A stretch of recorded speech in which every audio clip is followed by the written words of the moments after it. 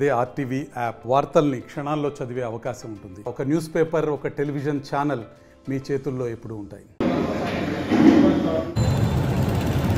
కర్నూల్ అభివృద్ధి నినాదంగా సాగుతున్న నేత, భావితరాల కర్నూలు రాత మార్చే నేత భరతన్న అనేసి, భరతన్న ఎంత ఎమర్జెన్సో కర్నూలుకి ఎమ్మెల్యేగా కావాలా అన్న లక్ష్యంతో మాకే విధంగా లక్ష్యం ఉందో ఈరోజు కర్నూలు పట్టణంలో ఈ ర్యాలీ చూసిన తర్వాత ప్రజలు కూడా అంత చైతన్యవంతులయ్యి రావడం అన్నది ఇది దాదాపుగా ఈ ఎన్నికల చరిత్రలో ఇది మహాఘట్టం అనుకోవాలా.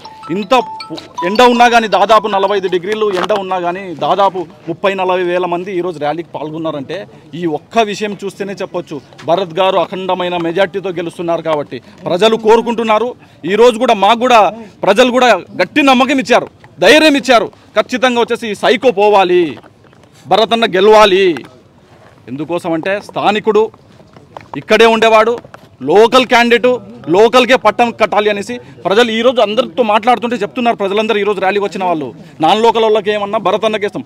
10 సంవత్సరాలు ఓడిపోయినా ఎక్కడికి పోలేదు, నిలబడాడు, సేవ చేశాడు, కష్టపడుతున్నాడు, ప్రజల్ని అర్థం చేసుకుంటున్నాడు.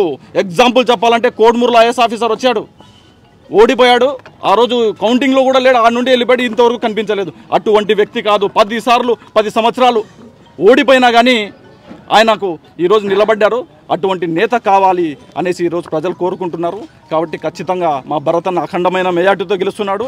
కర్నూలు తలరాత మారుతుందనేసి మేము తెలియజేస్తున్నాం. మరిన్ని వీడియోస్ కోసం ఛానల్ ని సబ్స్క్రైబ్ చేయండి. లేటెస్ట్ అప్డేట్స్ కోసం వాట్సాప్ ఛానల్ ని ఫాలో చేయండి. అండ్ లింక్ డిస్క్రిప్షన్ లో ఉంది.